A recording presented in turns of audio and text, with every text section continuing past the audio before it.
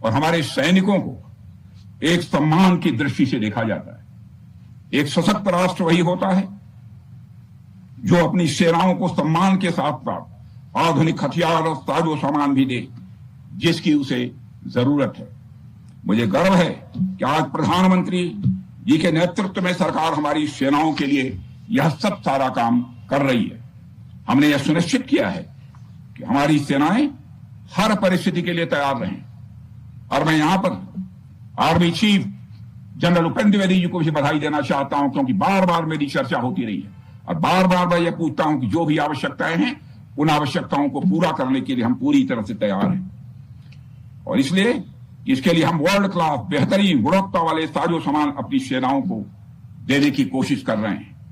आज आधुनिक rifles, missile defence shield और ड्रोन्स जैसी नई पीढ़ी के कई इक्विपमेंट को तेजी से भारत में ही बनाया जा रहा है।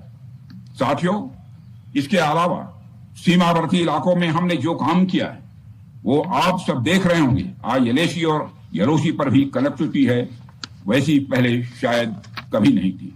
हमने हर स्तर पर यह दिखाया है कि हमारी सरकार केवल युद्ध भूमि पर ही नहीं बल्कि व्यक्तिगत रूप से और पारिवारिक रूप के साथ अपने सेना के जवानों के साथ खड़ी है। साथियों, अंत में एक बार फिर आप सभी को आपके शौर्य और पराक्रम के लिए हृदय से हार्दिक बधाई देता हूं। मैं आपको यह आश्वासन देता हूं कि हमारे प्रधानमंत्री जी के नेतृत्व में देश की सरकार और देश की जनता हर कदम पर, हर स्थिति में आपके साथ कंधे से कंधा मिलाकर खड़ी है।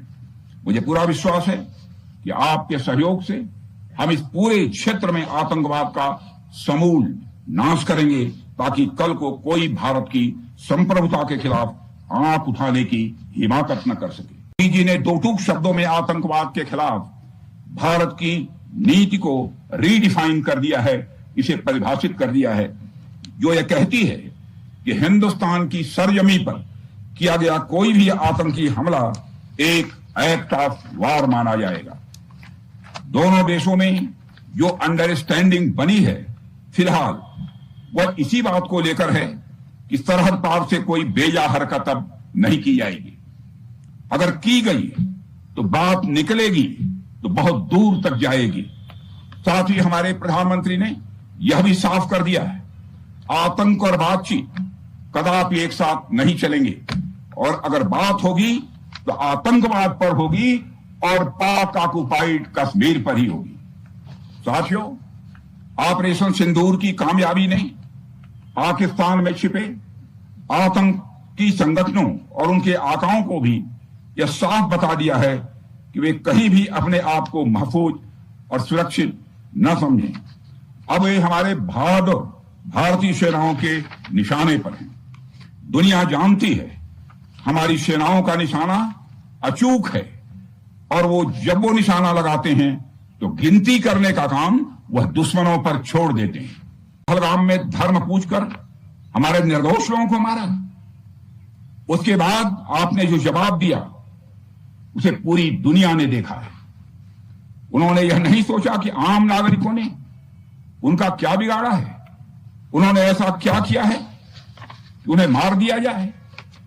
पर मैं यह कहना चाहूंगा, आतंकियों ने भारतीयों को धर्म पूछकर देखकर मारा, धर्म पूछकर मारा, तो हमने आतंकियों को उनका कर्म देखकर मारा है।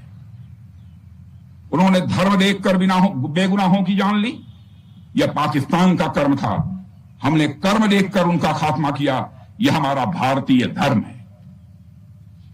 एक रक्षा मंत्री के रूप में मुझे आप सबको बेहद नजदीक से वर्षों से जानने का और समझने का अवसर मिला है। मैं आपके साहस और पराक्रम को तो जानता ही हूं, साथ ही साथ पहलगाम जैसी घटना के प्रति आपके गुस्से को भी मैं अच्छी तरह जानता हूं। साथियों, मुझे पता है कि पहलगाम के बाद आपके अंदर गुस्सा था, पूरे देश के अंदर गुस्सा था।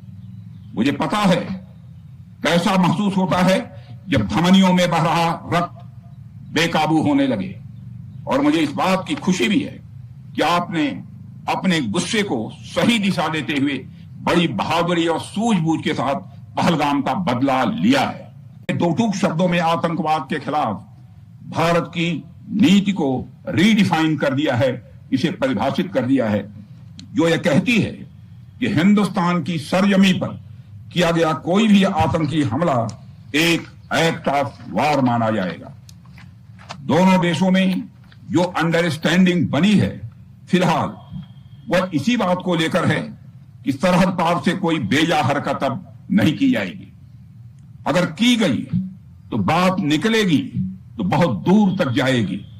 साथ ही हमारे प्रधानमंत्री ने यह भी साफ कर दिया है, आतंक और बातचीत कदापि एक साथ नहीं चलेंगे, और अगर बात होगी तो आतंकवाद पर होगी और पाक ऑक्युपाइड कश्मीर पर ही होगी। साथियों, ऑपरेशन सिंदूर की कामयाबी ने पाकिस्तान में छिपे आतंकी संगठनों और उनके आकाओं को भी यह साफ बता दिया है कि वे कहीं भी अपने आप को महफूज और सुरक्षित न समझें। अब वे हमारे बहादुर भारतीय सेनाओं के निशाने पर हैं। दुनिया जानती है हमारी सेनाओं का निशाना अचूक है, और जब वो निशाना लगाते हैं तो गिनती करने का काम वह दुश्मनों पर छोड़ देते हैं। आतंकवाद के खिलाफ भारत की प्रतिज्ञा कितनी कठोर है इसका पता इसी बात से चलता है कि हमने उनके न्यूक्लियर ब्लैकमेल की भी परवाह नहीं की। पूरी दुनिया ने देखा है कि कैसे गैर जिम्मेदाराना तरीके से पाकिस्तान द्वारा भारत को अनेक बार एटमी धमकियां दी गई हैं। आज श्रीनगर की धरती से मैं पूरी दुनिया के सामने यह सवाल उठाना चाहता हूं कि क्या ऐसे गैर जिम्मेदार और रोग नेशन के हाथों में परमाणु हथियार सुरक्षित हैं? मैं दुनिया के सामने यह सवाल खड़ा करना चाहता हूं। मैं मानता हूं कि पाकिस्तान के एटमी हथियारों को IAEA international atomic energy agency की निगरानी में लिया जाना चाहिए। मैं यह कहना चाहूंगा और साफ तौर पर कहना चाहूंगा